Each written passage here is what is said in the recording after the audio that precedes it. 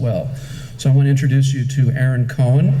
Aaron is writing a social history of soul music in Chicago, Move On Up, Chicago Soul Music and Black Cultural Power, to be published by the University of Chicago Press next year. He's also the author of Aretha Franklin's Amazing Grace, Bloomsbury, 2011. Cohen is a regular contributor to such publications as the Chicago Tribune, Downbeat, and Tone Audio. A two-time recipient of the ASCAP Deems Taylor Award, Aaron is currently a National Endowment for the Humanities Public Scholar. He teaches English composition and journalism at City Colleges of Chicago. So let's give Aaron a very warm welcome.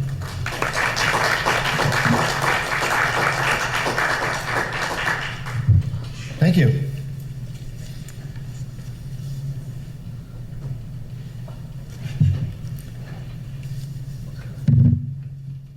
Oh, can everybody hear me? Okay.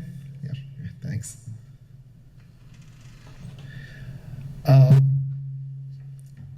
One of 1960s soul singer Baby Huey's few recorded songs featured him repeating the phrase, "Listen to me."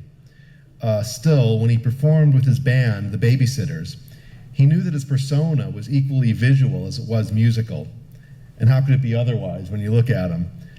Tipping the scales somewhere above the 350-pound mark, Baby Huey's size never stopped him from dancing with the agility that his colleagues likened to James Brown.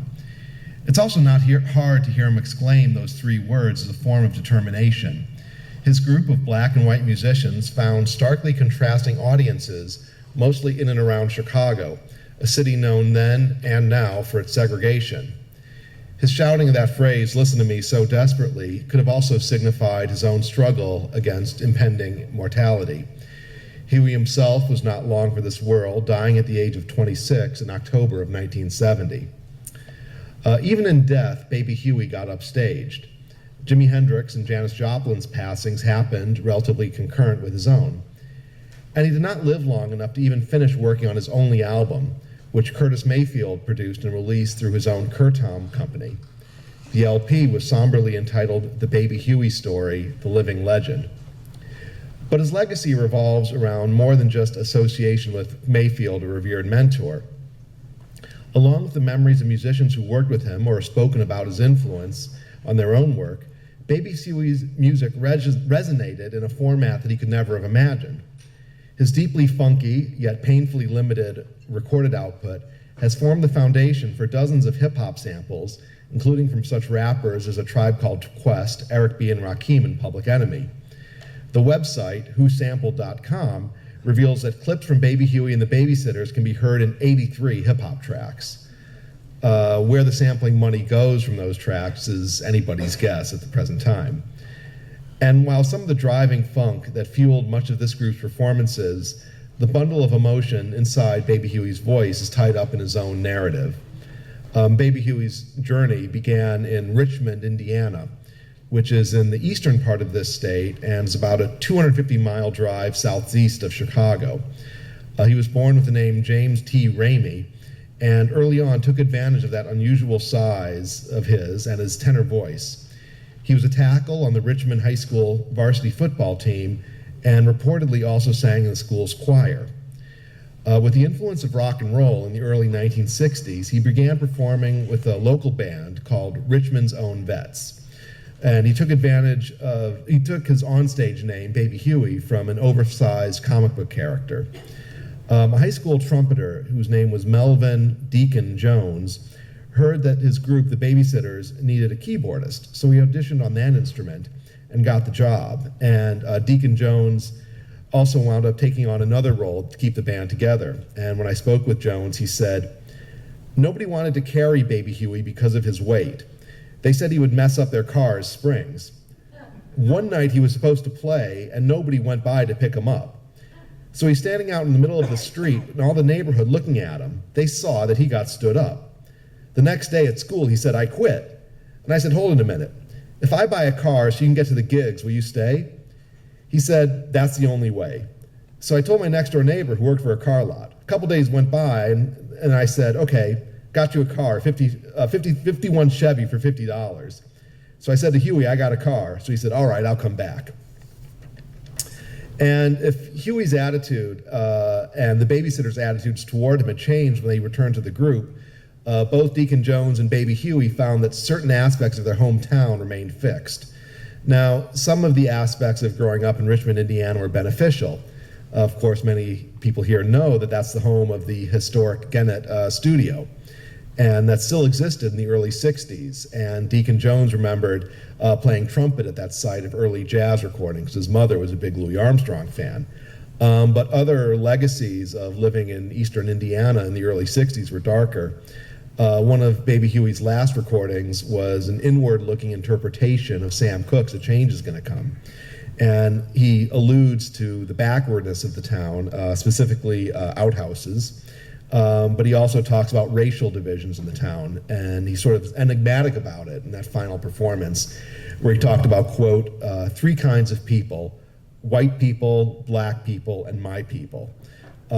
When I spoke with Deacon Jones, he was more direct about what life in the town was like for young African-American musicians in the early 60s. Deacon Jones said, "By growing up under the conditions there, we thought the whole world was like that," meaning segregation. "We didn't know any better. We could only sit in a certain section of the movie theater. We could only go in a skating rink on one night, Tuesday night. We could not swim at the YMCA. And you know what YMCA stands for? Young Men's Christian Association. It was just that South thing that was in Richmond." So in 1963, Huey, Jones, and a group of the Babysitters left for better opportunities in Chicago. Jones's brother Harold Jones was an accomplished big band drummer. Now then and now, Chicago has its racial disparities, but still, according to Jones, was far less divisive than eastern Indiana. Jones said, "We can go in the movie theater in Chicago and sit anywhere. When we got to Chicago, there were blacks and whites dating. It was completely different. It's like we got off a spaceship in a whole other world."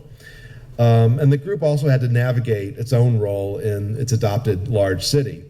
As an African-American group, at that time, the photo on the left, let's see if I can enlarge here. At that time, as an African-American group, they included what were considered white rock and roll songs into their set, and that didn't really sit well with all black audiences at the Regal, famous venue on the South Side, even though that's where the group themselves actually lived, according to Jones. So most of their performances were at such venues as the Cheetah on Lawrence Avenue in the city's uptown neighborhood, and that's where the Chicago Tribune mentioned that the group was widening its appeal to teenagers. But the group found a regular home base in the mid-1960s at the Thumbs Up on Broadway, which was just north of Diversey in what was becoming then Chicago's newly hip, some would say gentrified Lincoln Park neighborhood. Jones said, "We made Thumbs Up a legendary club. We did rock songs. We did all the songs that you danced to, like The Reflections, Just Like Romeo and Juliet, or Stevie Wonder's Uptight.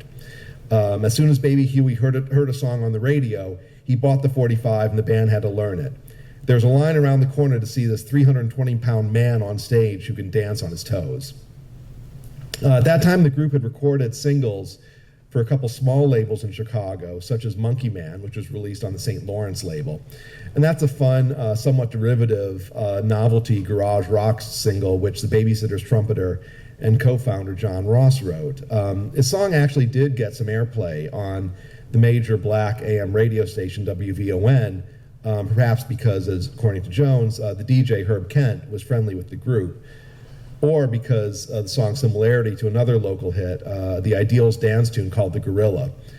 Even though it went nowhere, an original pressing is now sought after collectible vinyl.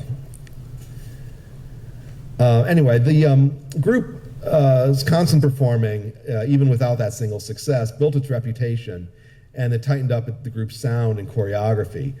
Deacon Jones recalls performing at Trude Heller's, which was a venue in New York's Greenwich Village, when Miles Davis decided to sit in on trumpet. As described in the newspaper clippings that comprise most of the Living Legend album liner notes, the band was also invited to play at the Baron de Rothschild's daughter's debutante party in Paris in the late 1960s. But the group also went through considerable lineup changes after the group returned, after the picture on the left was taken. Jones said that around late 1967, early 1968, he was forced out of the band because of a power struggle. Then Huey reinstated Jones a few months later. But a bigger shift came around mid-1968 when bassist Dan Alfano went to see the band at the Aragon Ballroom. Alfano remembers Baby Huey himself as being 400 pounds of dynamite, and Alfano was asked to join the group at this time. And when Alfano was asked to join the group went from being all African American to an integrated band. And at that time, as segregated as Chicago was, it not only didn't extend to all of its social interactions as far as music and dancing, but also in terms of pop musicians themselves. There were a number of integrated soul and rock bands in Chicago in the mid to late 1960s, including the American Breed and Rotary Connection, and that also again became the case with Baby Huey and the Babysitters in '68. Dan Alfano said, "We were definitely soul brothers. There wasn't anything prejudicial within the band. There were times when I was the only white guy in the band, but I felt part of the band, that's all." And then another change came in 1967 when Marv Hyman, who was then going by the name Marv Stewart, became the group's manager. At that time, Marv Hyman Stewart was 20 years old and booking Chicago rock bands on the college circuit. National touring opportunities resulted. In one instance, the group was booked to play in Madison, Wisconsin, which was during the 1968 Democratic National Convention. Now, as we know, there was back home in Chicago riots going on in Lincoln Park that were right across the street from where the band was rehearsing. So had they been in Chicago at that time, would have gotten caught up in the riots. But a more important thing was that they also brought the group to Curtis Mayfield's Curtom Records. At that time, Curtom was based on the South Side. Curtis Mayfield had founded the label with a manager, Eddie Thomas, hence Curtom, in March of 1968. So when Marv Hyman approached Curtom about signing the band, this label had only been around for really a few months. And when Marv Hyman called them, he actually wound up talking to the label's A&R director, who also became very important for the future of soul music. It was a man named Donny Hathaway. And Hyman said, "I called Curtom and talked to their A&R director, Donny Hathaway. Donny came out, and after listening to a set at the Thumbs Up, he said, 'They're phenomenal. I want to bring Curtis Mayfield in tomorrow night.' Curtis came out the next night, and he absolutely flipped and said, 'I want to sign them. Can you come out to Curtom on Monday?' I went out there, and I introduced Curtis to Huey and Donny. And Curtis said, 'I want to do some writing for them. I want to capture the sound. It's totally different than anything I recorded, but I love the group, and I love Ramey, Huey.' So I said, 'Okay.' And Curtis said, 'Let me started getting some material together and meet with the group.' I said, 'You don't really have to meet with the group because Ramey really runs it. The group will be part of it, but your deal's with Baby Huey.' So about 3 months went by, and I had Baby Huey, even without a record, on the Merv Griffin show. I also had him at with Della Reese and Steve Allen. They were all out in L.A. Now, important as these venues were in L.A. and television gigs were, what was equally remarkable about Baby Huey and the Babysitters at this time was the myriad kinds of venues they performed regularly throughout the Midwest. This was at a time when the singer, Baby Huey himself, as we can see in the photo on the right, was adopting a really different look and persona from himself. I mean, the photo on the left, the photo on the right, you can sort of see the cultural changes that were going on in the 1960s.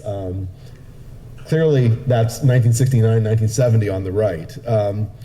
But this thing was, when Huey had his afro out and dashikis or overalls and barefoot, audiences of all kinds still clamored for them. And as Dan Alfano said, we would sometimes do 3 jobs in one night: a high school prom, then we'd go do a set at a teenage nightclub, and then we'd finish the 3rd set at Barnaby's in downtown Chicago. And they would perform at Gordon Tech High School, which was an all-Catholic white high school on the Northwest Side, and then still play at such hippie festivals as the Sound Storm Festival in rural Wisconsin, where that photo was taken on the right.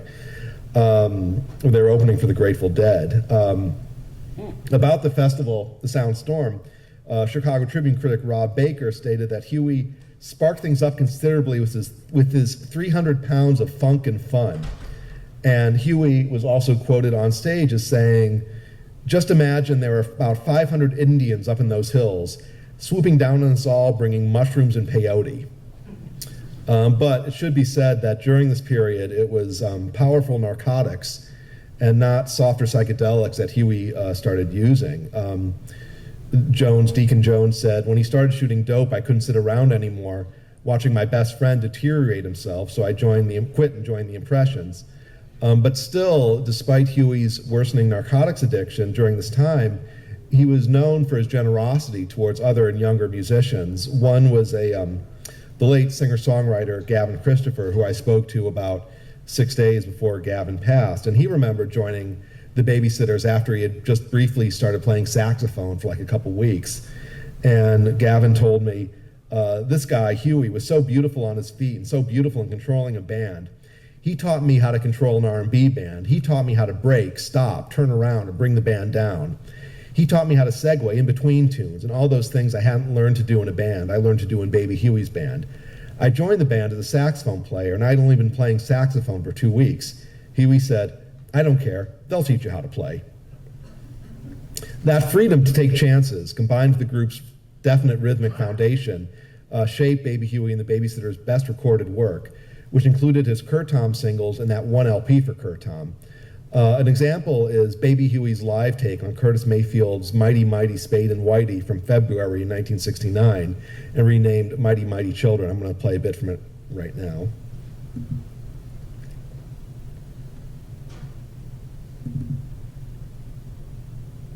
Cue up to like about the middle of the tracks. It's a live track and there's some audience banter, things like that, but let me just play a bit here. Is it on?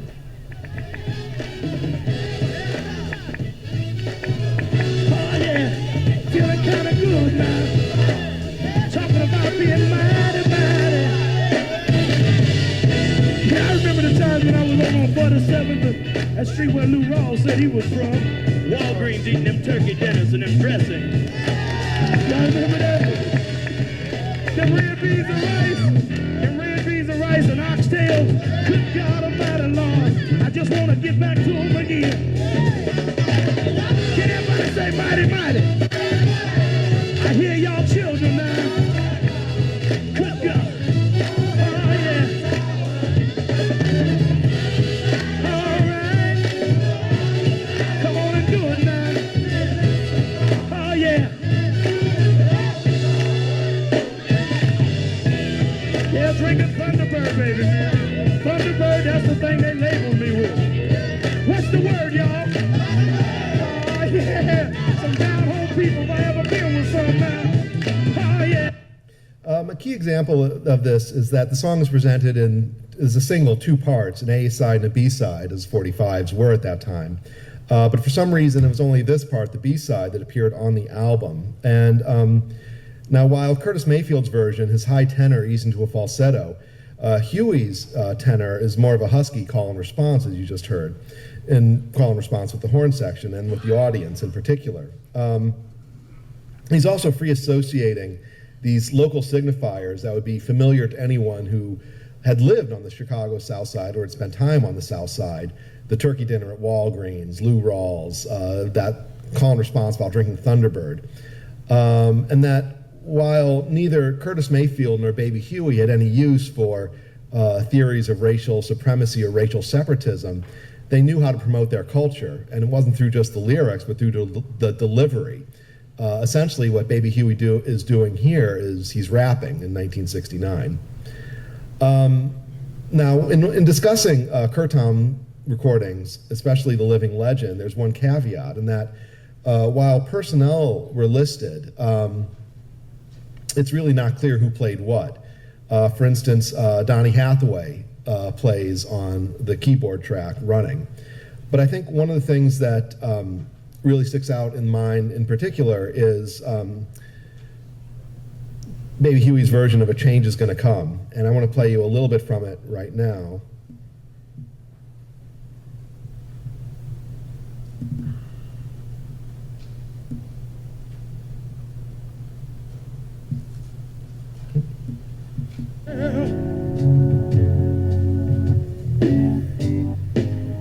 A long, long time ago, I wondered if that change was gonna come, girl.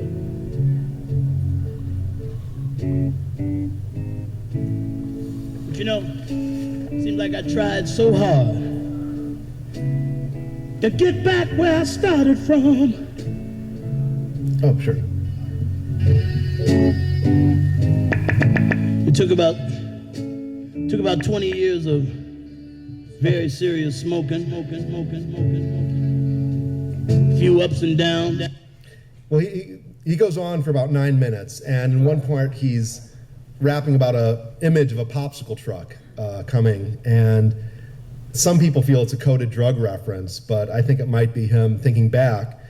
This whole recording was about him looking back to his growing up in Richmond, and I think it might have been looking back to when he was a kid and not being picked up for that ride for his future. The album, when it got released, received very little attention, but it did get a very glowing review in Rolling Stone from guitarist Lenny Kaye. This was about 5 years before he joined the Patti Smith group. And he referred to the Babysitters as all rhythmic interplay, wailing brass when they would lay back, content to ride the song for a while, and then send out a heartbeat which stirred movement in even the least likeliest of places. And later, a few years ago, a DJ, New York DJ Andrew Mason, said that when you listen to Baby Huey, it's one of the fundamental records that hip-hop was based on, when it was not so much a musical genre, but more of a lifestyle that had a soundtrack to it. And I'm saying that lifestyle could only be embodied by someone who was larger than life. So thank you very much. Thanks. Are there any questions about Baby Huey? Why did he die so early? A drug overdose.